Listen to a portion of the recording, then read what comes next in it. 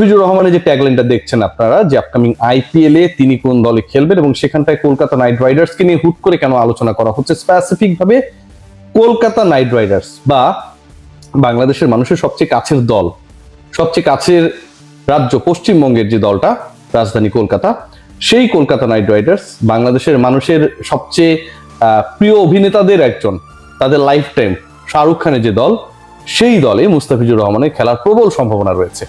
এবং সব যদি ঠিক থাকে 16 ডিসেম্বরের নিলামে, অর্থাৎ এখন থেকে আর মাত্র 5 দিন পরে যে নিলামটা আবুধাবিতে অনুষ্ঠিত হবে, সেখান থেকে 32 জন বিদেশি ক্রিকেটারকে নেয়ার, নিলামে বিট করার সুযোগ থাকছে 10টা ফ্র্যাঞ্চাইজির।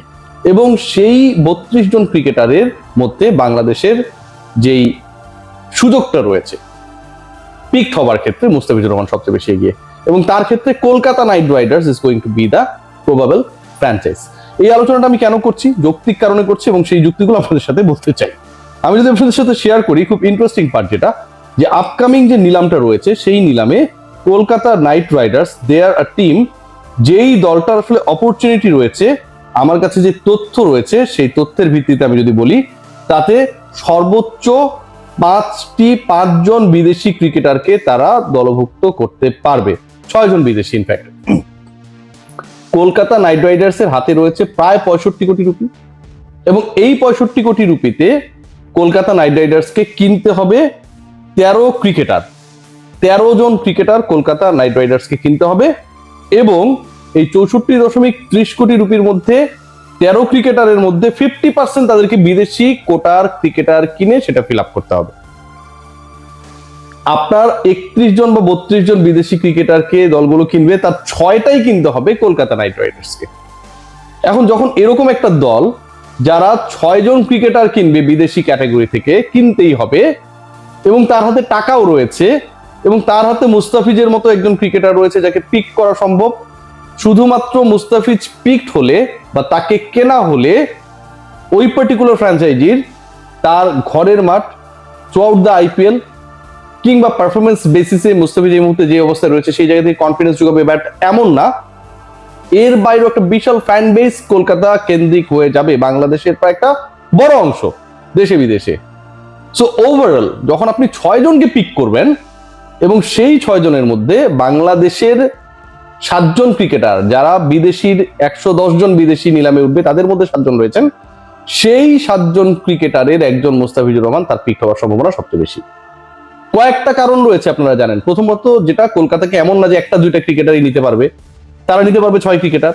এমন না ক্রিকেটার, তাদের এই 6 ক্রিকেটার নেয়ার জন্য হাতে রয়েছে 15 কোটি 20 কোটি রুপি, তাও না, সবচেয়ে বেশি বাজেট রয়েছে তাদের হাতে। সো এটা একটা কারণ। দ্বিতীয় কারণটা খুবই ইন্টারেস্টিং। মুস্তাফিজের আইএল টি20 পারফরমেন্স যদি আপনারা দেখেন, সেখানে যে পারফরমেন্স করছেন, এবং এই টুর্নামেন্টে অনেকগুলো ফ্র্যাঞ্চাইজির মালিকানার সাথে কিন্তু ভারতীয়রা জড়িত। আইপিএল ফ্র্যাঞ্চাইজিগুলোর সাথে যারা জড়িত কোওনার হিসেবে কাজ করে, তারা কিন্তু আইএল টি20 দলগুলোরও কোওনার। ওইখানটায় মুস্তাফিজের সবশেষ পারফরমেন্স যদি আমরা বলি, যে অসাধারণ খেলেছেন। গতকালের আগ পর্যন্ত যে পারফরমেন্সটা ছিল, 42টা বল করেছেন, 24টা ডট দিয়েছেন, 4টা উইকেট নিয়েছেন, এক কথায় অসাধারণ। মুস্তাফিজের এই বছরের পারফরমেন্স যদি দেখা হয়, বাংলাদেশ ন্যাশনাল টিমের হয়ে দারুণ পারফর্ম করেছেন, এবং অনেক ক্ষেত্রেই মুস্তাফিজ আনলাকি থেকেছেন, তিনি পারফর্ম করার পরেও বাংলাদেশ জিততে পারেনি ব্যাটারদের ব্যর্থতার কারণে। মুস্তাফিজুর রহমানের লাস্ট আইপিএল এ রিপ্লেসমেন্ট ক্রিকেটার হিসেবে যখন খেলতে গেলেন দিল্লিতে, সেখানকার পারফরমেন্স যদি আপনারা দেখেন, সবগুলো জায়গায় মুস্তাফিজুর রহমান তার টপ নচ ফর্মে রয়েছেন। এবং 2 কোটি রুপি ভিত্তিমূল্যের মুস্তাফিজ এবার আমার কাছে মনে হয় যে যথেষ্ট বিডিং হবে তাকে নিয়ে। তার ভিত্তিমূল্যের থেকে মোটামুটি 2 গুণ 3 গুণ যদি প্রাইসে বিক্রি হয়, সেটা আসলে অবাক হওয়ার কোনো কারণ থাকবে না। কলকাতা নাইট রাইডার্সের সেই জায়গা রয়েছে, অর্থ রয়েছে, প্লেসেস রয়েছে, এবং ইডেন গার্ডেন্সের উইকেটে মুস্তাফিজুর রহমান যে কোনো দলের জন্য বিধ্বংসী হতে পারে। 50% অ্যাটলিস্ট ম্যাচেস কলকাতার ইডেন গার্ডেন্সে হবে, যেহেতু হোম টিম তারা। সো ওই জায়গা থেকে Mustafiz is going to be the very crucial pick for Kolkata Knight Riders in the upcoming IPL mini auction. দ্বিতীয় একজন ক্রিকেটার রয়েছেন, তার ক্ষেত্রেও আমার কাছে মনে হয় যে একটা বড় ধরনের আকর্ষণ তৈরি হতে পারে। এই আলোচনাটা আমি কেন করছি? এই আলোচনাটা করার পেছনে রয়েছে, আমরা এই ক্রিকেটারকে নিয়ে আসলে কোনো ধরনের, কি বলবো, যে খুব বেশি এক্সপেকটেশনস করি নাই। ক্রিকেটারের নাম হচ্ছে রাকিবুল হাসান, বাঁহাতি অর্থোডক্স। যেই 7 জন ক্রিকেটার নিলামে রয়েছেন তাদের মধ্যে 5 জন পেসার, 2 জন স্পিনার বাংলাদেশের। রাকিবুল এখানটায় থাকবে, কেউ এক্সপেক্ট করেছিল? আচ্ছা ধরেন থাকলো, 1390 জন ক্রিকেটার রেজিস্ট্রেশন করেছে, রাকিবুলও করেছে, মানলাম এই পর্যন্ত ঠিক আছে। কিন্তু এই সংখ্যাটা যখন মাইনাস হয়ে গেল, মাইনাস হয়ে আসলো হচ্ছে 350, খেয়াল করে দেখবেন 1390 থেকে 350 মানে 1040 জন ক্রিকেটার বাদ পড়ে গেছে, 1040 জন ক্রিকেটার এলিমিনেটেড হয়ে গেছে। কিন্তু ওই 1040-এর মধ্যে it's a huge number, Rakibul বাদ পড়েন নাই। 30 লাখ রুপিস ভিত্তিমূল্যের রাকিবুলকে রেখে দেওয়া হয়েছে। কেন? বাংলাদেশের ক্রিকেটার এই কারণে? ডেফিনেটলি না। যেই ক্রিকেটারদেরকে রাখা হয়েছে, এই রাখার পেছনে দুইটা বডির অ্যাক্টিভ ডিসিশন কম্বাইনলি কাজ করেছে। একটা হচ্ছে আইপিএল গভর্নিং বডি, আর একটা হচ্ছে ফ্র্যাঞ্চাইজি ওনারশিপে যারা রয়েছেন তাদের চয়েসটা কি। রাকিবুলের সবশেষ এশিয়া কাপে, emerging Asia cup, rising stars Asia cup, যেভাবে বলি না কেন, পারফরমেন্স ব্যাটে বলে ওয়াজ ট্রিমেন্ডাস। রাকিবুলের ওই পারফরমেন্সটা এবং বাংলাদেশ দল শেষ পর্যন্ত end of the day champion হতে পারে নাই, পাকিস্তানের বিপক্ষে হেরে গেছে। সুপার ওভার নিয়ে অনেক প্রশ্ন ছিল, but the way Rakibul played throughout the tournament, the Rakibul played against India, ইন্ডিয়ানদের কাছে সেটা ম্যাটার করে। তাদের বয়স ভিত্তিক দলে অনেক ক্রিকেটার কিন্তু ওই 240 জন যারা আসলে নিলামে উঠবেন, অধিকাংশই আনক্যাপড, অধিকাংশ ন্যাশনাল টিমের হয়ে কখনো খেলেন নাই। সেই ক্রিকেটাররা কিন্তু রাকিবুল ক্যাটাগরির ক্রিকেটার। সো রাকিবুলকে রাখা হয়েছে প্রথমত ফ্র্যাঞ্চাইজিগুলোর আগ্রহের একটা ব্যাপার রয়েছে, দ্বিতীয়ত তার last performance rising stars Asia cup, third যে পয়েন্ট তার প্রাইস হচ্ছে 30 লাখ রুপিস। 30 লাখ রুপিস, যেই দলটা 64 কোটি রুপি নিয়ে নামবে নিলামে, যেই দলগুলো 45 কোটি রুপি নিয়ে নামবে, 17-18 কোটি রুপি নিয়ে নামবে নিলামে, তাদের জন্য 30 লাখ রুপি দিয়ে একজন রাকিবুলকে পিক করা is not going to be a very tough task.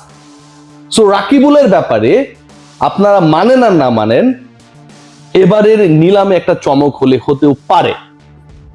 Bangladesh national টিমের হয়ে খেলার সেভাবে সৌভাগ্য না হওয়া একজন ক্রিকেটার আইপিএল এ যদি পিকড হয়ে যান, তাহলে আমি অন্তত অবাক হব না, এবং এটা টোটালটাই হবে অ্যাকর্ডিং টু হিজ পারফরমেন্স, তার লাস্ট পারফরমেন্স অনুযায়ী। What about Rishad? আমার কাছে মনে হয় একটা বিগ অপরচুনিটি রয়েছে। অনেকেই বলছে বিগ ব্যাশে ভালো করলেই রিশাদ আইপিএল এ সুযোগ পাবে। নো ভাই, মানে আইপিএল এর নিলাম 4-5 দিনের মধ্যে হবে, রিশাদ বিগ ব্যাশ খেলবে পুরো 1 মাস জুড়েই। সো বিগ ব্যাশের পারফরমেন্সের পরে যদি নিলামটা হতো, তাহলে বিগ ব্যাশে রিশাদ কি করলো সেটার উপর ভিত্তি করে হয়তো আমরা বলতে পারতাম যেখানে রিশাদ ভালো করেছে দেখে আইপিএল এ পিক হবে। বিগ ব্যাশে রিশাদ ভালো করার আগেই, বিগ ব্যাশ মিশন শেষ হওয়ার আগেই আলটিমেটলি আইপিএল নিলাম শেষ হয়ে যাবে, মিনি অকশন শেষ হয়ে যাবে। বাট রিশাদের যে পারফরমেন্স, ন্যাশনাল টিমের হয়ে 33 উইকেট, ক্যালেন্ডারে সবচেয়ে বেশি বাংলাদেশিদের মধ্যে, মানে লাস্ট ইয়ারে 33টা উইকেট পেয়েছেন তিনি। সেকেন্ড হাইস্ট উইকেট টেকার তার থেকে 10-11 উইকেট কম। ইকোনমিক্যাল ছিলেন, ক্লিনিক্যাল ছিলেন, মোমেন্টাম শিফটার ছিলেন। সো অনেকগুলো প্লেসেস রয়েছে যেখানটায় Rishad Hossain ultimately did pretty good. Leggie, এটা একটা বড় plus point. Has the control over ball, এটাও আর একটা বড় পয়েন্ট। সো আমার কাছে মনে হয় মুস্তাফিজুর রহমানের আলটিমেট অ্যাড্রেস হতে যাচ্ছে upcoming BPL for the first time in Kolkata Knight Riders, কারণ they have to pick 6 foreign cricketers, overseas cricketers at least. So ওই জায়গা থেকে মুস্তাফিজ একটা বড় সুযোগ রয়েছে। Also they have a big bucket to spend. আর একই সাথে রাকিবুল এবং রিশাদের ব্যাপারে I have some hope. Great care, সবাই ভালো থাকবেন। আইপিএল আপডেটস গুলো, আমার শরীরটা ভালো না, কন্টেন্ট করতে গিয়ে অনেক কষ্ট হলো, আপনাদের জানিয়ে দেবো, সব আপডেট জানাবো ইনশাআল্লাহ। Take care.